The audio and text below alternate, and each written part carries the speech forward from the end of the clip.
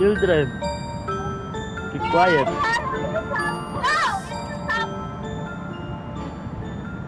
Hi, Lola. Hi, Lola. I love you.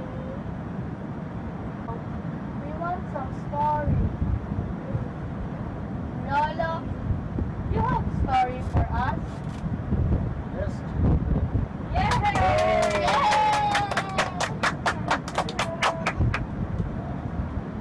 Let me sit on my chair. Yes, Lola, yes. Assist Lolo. Getting old. Lolo! Lolo, Buster! Are you okay? Are you okay, Lolo? Sit down, Kuya. We want some story. Yeah.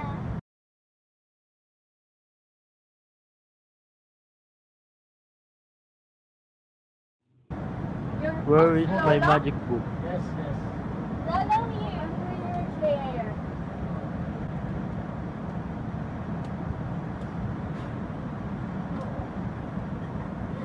my God! Extension. Ayan. Ang pangit na po yun.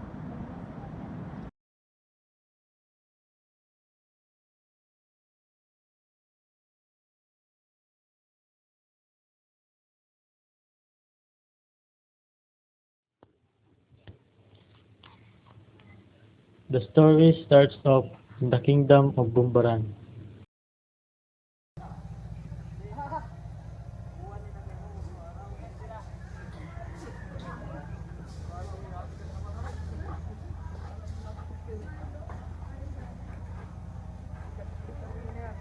King of Bumbaran led this kingdom, which was prosperous and full of good people. However, the king himself was not happy.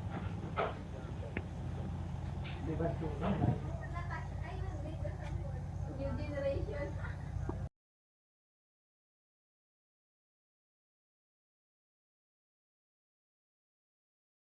His younger brother, Prince Bantugan, was always praised by the people of the kingdom, often praised as handsome, and had many ladies offer their hands to him. The king grew jealous.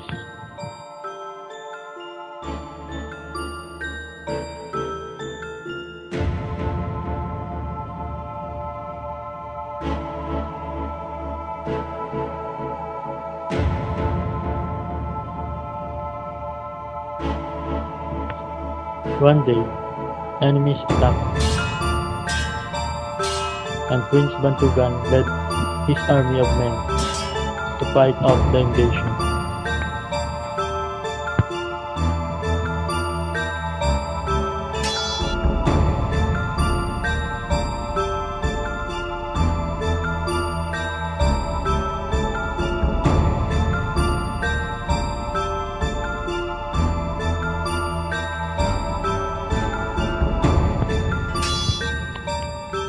While he was away, the king of Bumbaran devised a devious plot.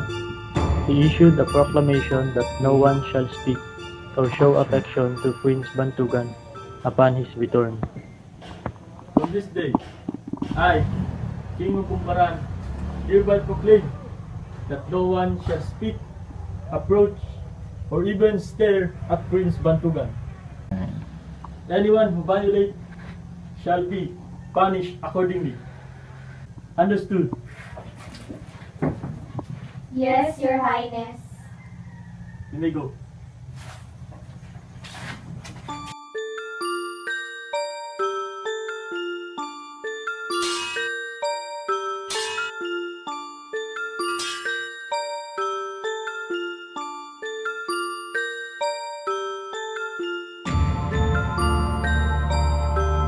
Soon, Prince Bantugan returned victorious from battle. To his astonishment, no one met him, no one praised him, and no There's one something even wrong to the wanted people to of speak the to him. kingdom. This saddened the good prince. Congratulations to your victory, Thank you so much. Where's my brother? Prince Madali. Traitor! What are you doing? Let her go! I follow the king's order, not you. Prince Madali! There really is something wrong with the king of Bumbaran. Okay na.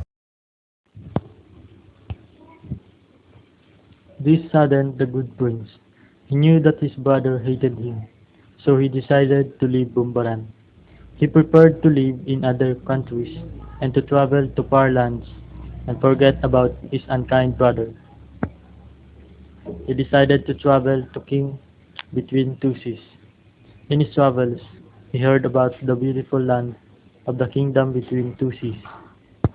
It was ruled by a good, kind king and his sister, the beautiful and kind Princess Datimbang. Prince Bantugan decided to go there. He traveled through forests and across rivers and mountains, and at last reached the kingdom between two seas.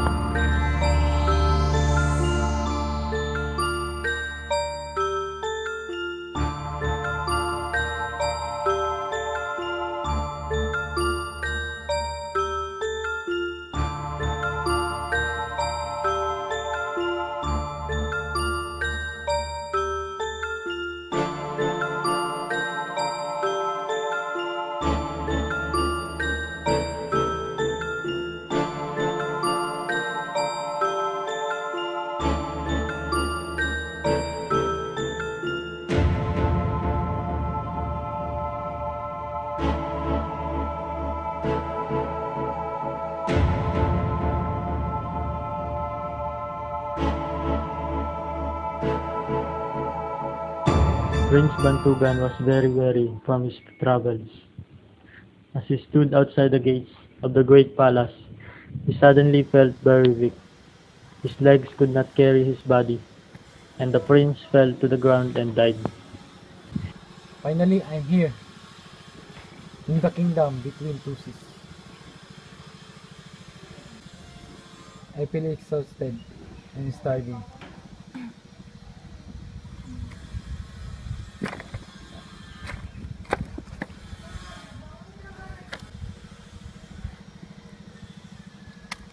Oh my God! Who is this man? Why he is lying here? His body is cold. I must report it to the king.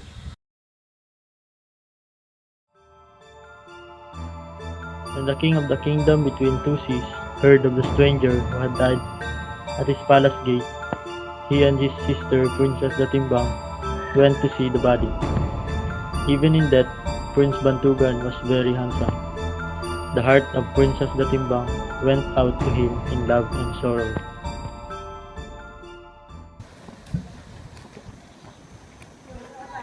Your Highness, I have a bad news. What is it? There's a man outside in the gate. He seems dead. What should we do?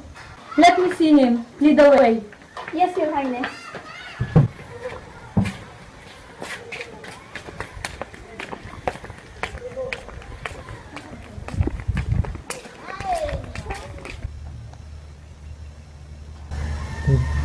What a handsome young man.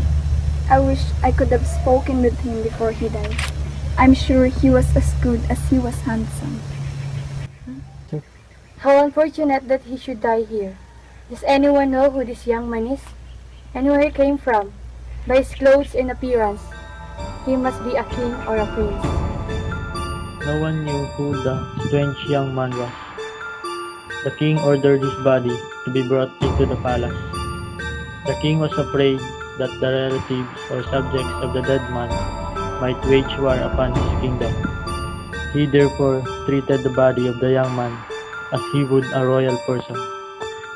The king then ordered the great brass going to be sounded. He made a proclamation that all his people and the people of the neighboring kingdoms must come to look at the prince or king so that he would know who he was and where he came from. I proclaim to all of the people of this kingdom and the neighboring kingdom must come to look at the prince or king, so I would know who he was and where he came from. Yes, Your Highness. Yet people from far and near came to see the body, but no one knew who the man was.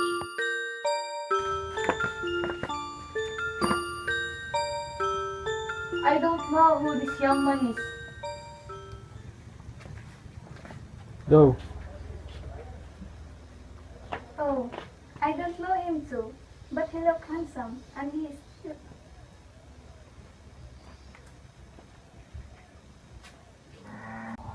The beautiful Princess Datimbang watched nearby. She had fallen deeply in love with a handsome stranger. In another part of the kingdom, some parrots were talking about the young man and how he died in the kingdom between two seas. Suddenly, they noticed that the parrot from the kingdom of Bumbaran was silent and sad. Why are you sad, my brother? I lost my master, the Prince Bantugan. He left Bumbaran, never to return. Ah, your master is lost? Indeed. He is dead. But you can see his body in the palace, where he is lying in the royal state. Without another word, the prince, Bantugan's parrot, flew to the palace. He saw his master's body and shrieked in grief. Princess Datimbang heard him and asked him what the matter was. When the king heard what the parrot had said, he was determined to put the body on a vinta and take it himself, with all honors, to the kingdom of Bumbaran. Princess Datimbang went along with him.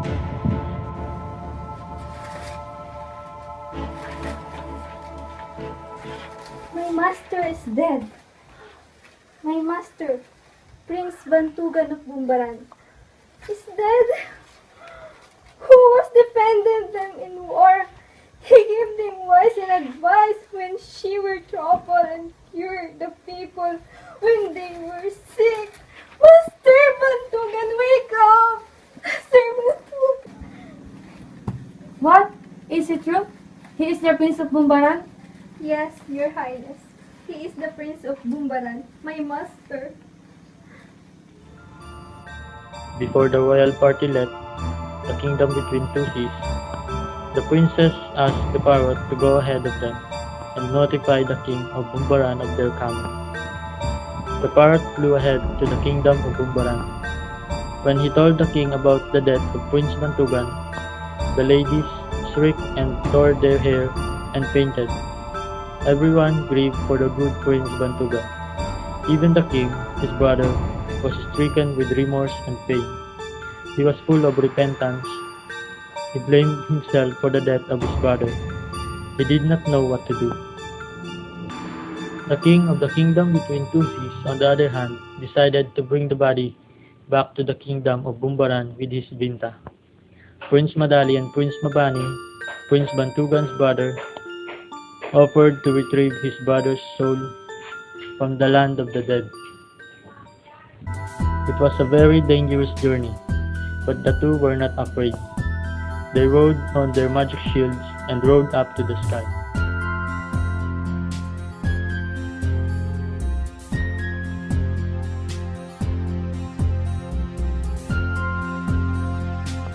For 5 days they flew. They reached the place of lightning, thunder, and endless rain.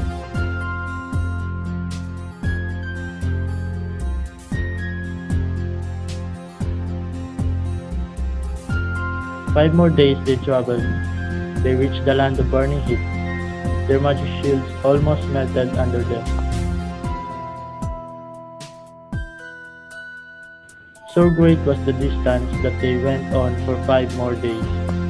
At last, they reached the highest portals of the sky. There they meet the keeper of the gate, which is the angel of death. Human, who are you? What are you doing here? With the angel distracted, Madali went and searched for his brother, finding his soul in a huge blue bottle.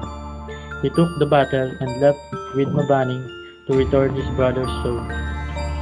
When they reached the place, the king and the princess of the kingdom between two seas were just landing with the body of Prince Bantugan. Prince Madali transferred the soul of Prince Bantugan from the bottle to his body. The body stirred. Then Prince Bantugan sat up and stretched out as if just awakening from a deep sleep. The people shouted with joy. For many, many days, they celebrated the return of their beloved prince. Later, Prince Bantugan married the beautiful Princess Datimbang.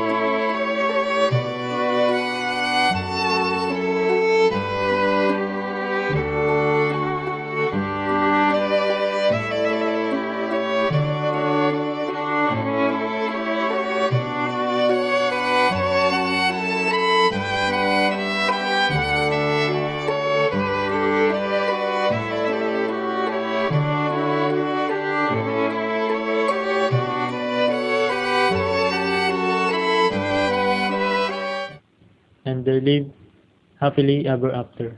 Okay, children. That was the story of Prince Bantugan.